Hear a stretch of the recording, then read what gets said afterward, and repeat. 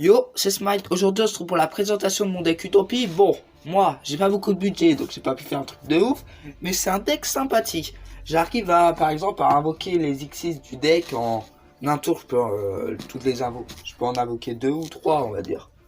Ça, c'est pratique de temps en temps. Et j'ai beaucoup de cartes qui sont pas mal. Après, en carte magie et piège. Franchement, il est sympathique comme deck. C'est pas le meilleur qui existe, mais il est sympathique. Bon. On prend le deck. Par quoi vais-je commencer? Je vais commencer par vous montrer les cartes monstres. Alors, dans ce deck, on joue deux onomatopées utopiques qui permet d'invoquer spécialement des monstres Gagaga, Gogogo, Dododo depuis ma main si je les ai. C'est très pratique, ça permet de faire une invocation spé de niveau 4. Que demander de plus dans un deck utopie, j'ai envie de te dire. Le prêtre invocateur qui du coup me permet d'invoquer des monstres depuis mon deck grâce à son effet. C'est aussi très fort pour invoquer des monstres et invoquer des utopies vu qu'ils sont de niveau 4 et que je vais chercher des monstres de niveau 4. On a aussi Chiron le mage. Bon, ça c'est une petite carte, parfois elle me sert quand il y a des potes en face qui jouent des cartes qui bloquent les invocations XYZ. J'utilise souvent cette carte pour détruire leur carte magie ou piège. Comme ça, pas de problème. Du coup, bot Dododo. Voilà, c'est bien. Gadget or parce qu'il me fallait des monstres de niveau 4 et voilà. Bon bah j'ai pris Gadget or pour les invocations. Ah, Samouraï du futur. Ça c'est plus parce que j'aime la carte et qu'elle est aussi de niveau 4. Mais franchement, elle est très forte. Je vais vous lire l'effet. Cette carte est traitée comme un monstre normal lorsqu'elle est face recto sur le terrain ou se trouve dans le cimetière. Tant que cette carte est face recto sur le terrain, vous pouvez l'invoquer normalement pour la transformer en monstre à effet avec l'effet suivant. Une fois par tour, vous pouvez retirer du jeu un monstre depuis votre cimetière pour détruire un monstre face recto. C'est pratique. Beaucoup de fois, c'est pratique. Bien sûr, ça c'est pour le deck Utopie, mais Goblinberg, la base, j'ai envie de te dire. Ça, quand t'as pas beaucoup de budget pour faire un deck Utopie, Goblinberg, c'est un peu un incontournable. Un petit golem Gogogo. Un chevalier brillant.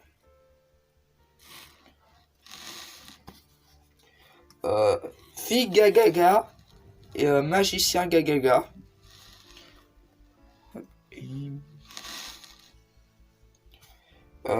Gentlemandre qui permet de me défendre de temps en temps et invoquer un monstre. En gros, je vais vous lire son effet. Alors, lorsqu'un monstre de votre adversaire déclare une attaque, vous pouvez invoquer spécialement cette carte depuis votre main. Votre adversaire ne peut pas attaquer de monstre, celui-ci exclu. Ça permet de temporiser. Et c'est à la fois fort pratique. Kageto Kage, je sais jamais comment le prononcer. Deux monstres ZW. ZW lance unicorne et ZW assaut Azura. Géant Gogogo, qui va du coup avec Golem Gogogo. Mais bon. Mandragora colline du mal. Donc permet de l'invoquer spécialement quand mon adversaire a plus de monstres que moi sur le terrain.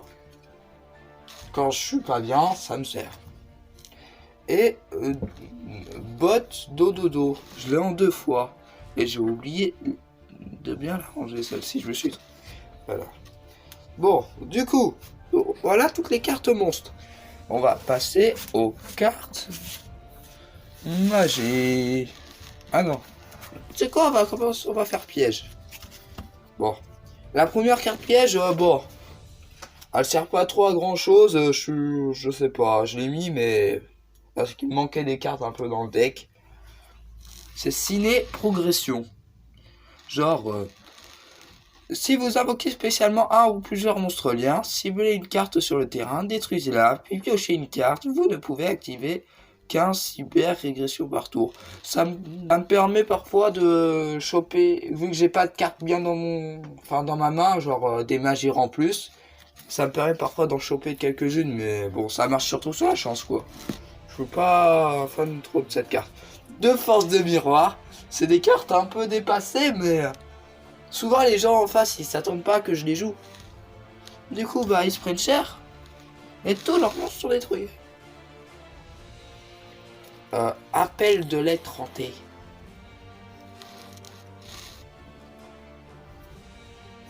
Filet gravitationnel. Donc vu que tous les monstres de minimum niveau 4 ne peuvent pas attaquer, ça me permet que mes utopies puissent attaquer, mais que je bloque certains decks comme Monarque souvent. Mais bon. Après, faut que je la protège du coup cette carte. Trappe sans fond et reflet XYZ. Je vais vous la lire celle-ci. Lorsqu'une carte magie piège ou un effet de monstre qui cible un ou plusieurs monstres XYZ face recto sur le terrain est activé, annulez l'activation et si vous le faites, détruisez-le là, puis infligez 800 points de dommage de votre adversaire, à votre adversaire. C'est vraiment une carte... yes. Elle est bien. Bon, après, moi, j'ai pas trop... ouais.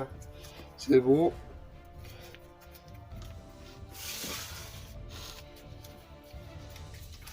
Passons aux cartes magie. Bon.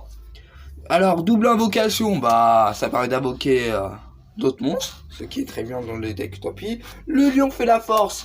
Quand il est à mon Utopie, comment ça s'appelle?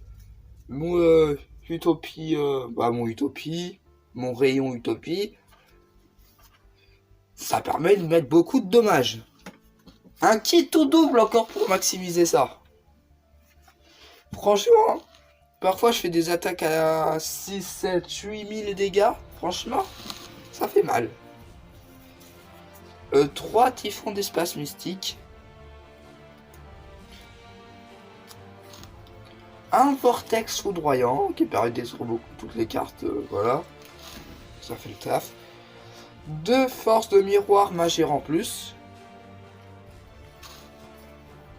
2 renforts de l'armée, ça c'est vraiment une carte en ce moment, elle est très méta en plus, vu qu'elle est soulevée dans énormément de decks, qu'elle permet d'apporter des monstres depuis son deck, c'est hyper fort. 2 tourbillons jumeaux. Et numéro de la gloire, je vais vous la lire celle-ci. Alors, si vous ne contrôlez aucun monstre, ciblez un monstre XYZ numéro dans votre cimetière, invoquez-le spécialement, puis piochez une carte.